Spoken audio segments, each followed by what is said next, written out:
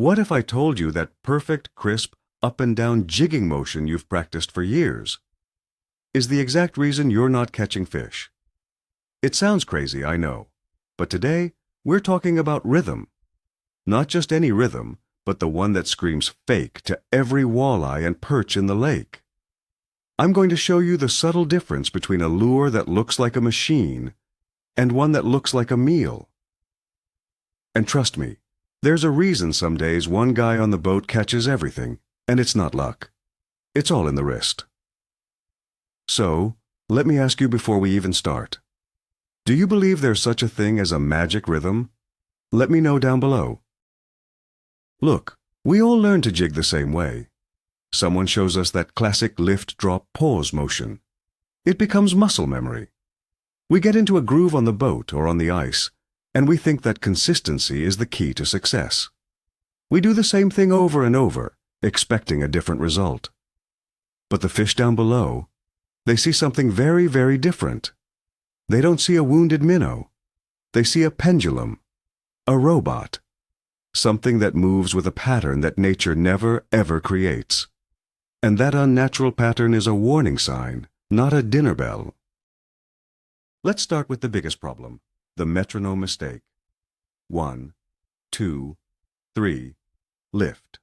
1, 2, 3, drop. You've seen guys do it. You've probably done it yourself. You might as well be waving a giant red flag that says, "I am a chunk of lead on a string." No baitfish in the history of the world moves with that kind of perfect, predictable timing. It's the most unnatural thing a walleye will see all day.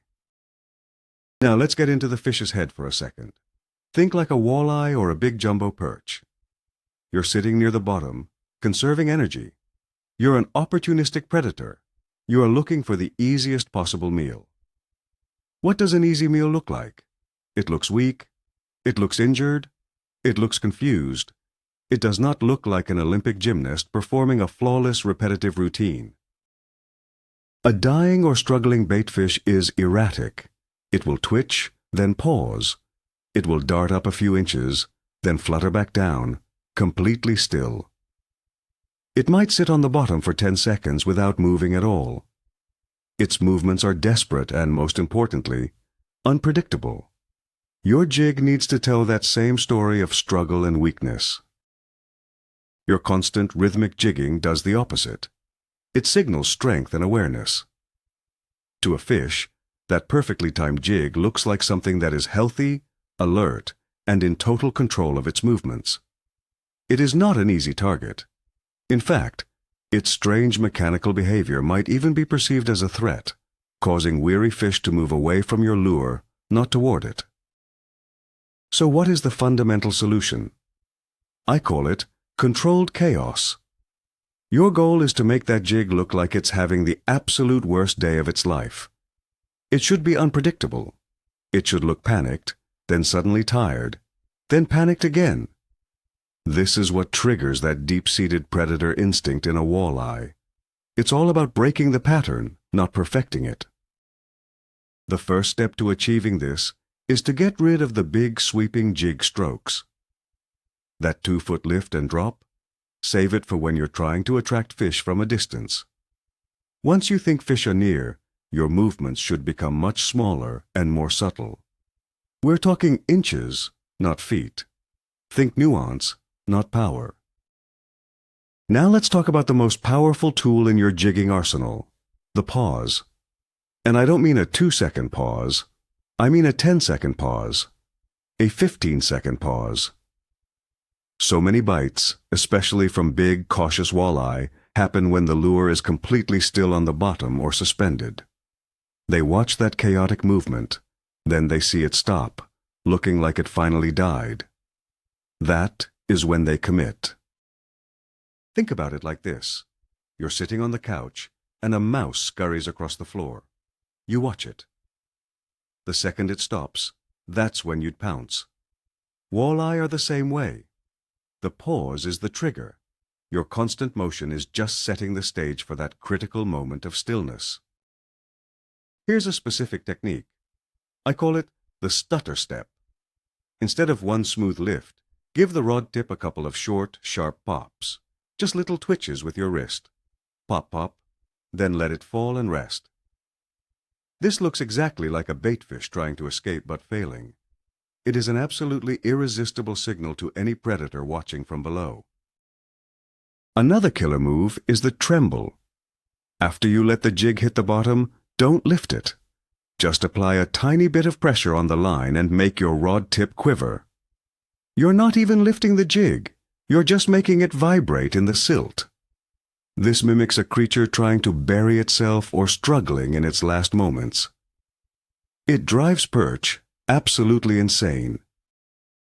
Let's not forget about the fall. A lot of anglers just let the lure plummet on a slack line. That's a mistake. Instead, try to maintain some contact with the lure as it drops. This is called a controlled fall. It makes the jig spiral and flutter, looking far more like a dying shade than a rock. A huge percentage of your bites will come on this controlled drop. Here's a real-world scenario. You're marking fish on your screen, but getting no bites with your standard jigging. What do? Go completely dead stick. Let your jig sit on the bottom for a full 30 seconds. Do nothing. Just hold the rod. Then, give it one single sharp hop and let it sit again. You'd be amazed how often that change to extreme inactivity is what finally makes them bite. You also need to vary your rhythm constantly. Don't do the stutter step for 10 minutes straight. Do a few stutters, then a long pause. Then try a high, slow lift, followed by a tremble on the bottom. Mix it up every single minute. The goal is to never let the fish figure out your pattern, because there isn't one. This applies to plastics, jigs, and minnows and spoons. With a plastic, the subtle moves make the tail quiver. With a minnow, the sharp pops make it look panicked, and the pause lets it swim naturally. With a spoon, the erratic snaps create maximum flash and vibration, followed by a seductive flutter on the fall. The principle of controlled chaos works for everything. Think about water temperature. In cold water, fish are lethargic. Their metabolism is slow. They are not going to chase a fast-moving, aggressive jig. This is when those long pauses and subtle trembles are most effective. Your lure should look like it's almost dead already, an easy calorie-saving meal. Inversely, in warmer water, fish are more aggressive. This is when you can incorporate more aggressive rips and snaps into your cadence. But even then, you must follow those aggressive movements with a pause. The snap gets their attention, but the pause is what gets the bite. It's a universal rule. Let's debunk another myth, that you always need to be pounding the bottom. Stirring up silt can be good, but sometimes fish are suspended. If you're marking fish 10 feet off the bottom, your bottom-bouncing rhythm is completely useless. You have to bring that unpredictable dance up into their zone. So, how do you practice this? Next time you're out, make a conscious effort to break your habits. Force yourself to pause for an uncomfortably long time. Try to make every lift and fall different from the last.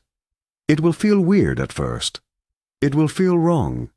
But then, you'll feel that thump on the line, and you'll know you're onto something. Remember the story you are trying to tell. You are not a machine. You are not a pendulum. You are an actor, and your lure is a puppet. You are performing a play for an audience of one walleye. And the story is always the same. I am a weak, dying, easy meal. Please come and eat me. That is the performance that gets an encore. Ultimately, the best anglers have a conversation with the fish through their line. They present a rhythm, and if the fish don't respond, they change it. They don't stubbornly stick to what should work. They adapt. They listen. The fish will tell you what they want to see. Your job is to stop your hands from doing the same old thing and actually give it to them. So, let's wrap this up. We've completely torn down the idea of a perfect jigging rhythm. We've shown that the mechanical, repetitive motion that many of us were taught is, in fact, a powerful fish repellent. The real key isn't consistency, it's calculated inconsistency. It's about breaking the pattern, thinking like a predator, and presenting a target that looks weak and vulnerable, not like a flawless machine. The biggest aha moment here, the one thing I want you to take away, is this. Stop focusing on what your rod tip is doing and start imagining what your lure is doing 50 feet below. Is it dancing an erratic dance of life and death? Or is it marching in a straight line? Fish don't eat marching soldiers. This one, simple shift in mindset, can absolutely transform your fishing. It's not about a new lure, it's about a new story. Thank you so much for watching. If this video just flipped a switch in your brain, do me a favor and hit that like button. And of course, subscribe so you don't miss the next myth we bust open. Now, I have to ask, what's the weirdest or most unconventional jigging trick that's ever worked for you? I want to hear the crazy stories. Drop them in the comments below.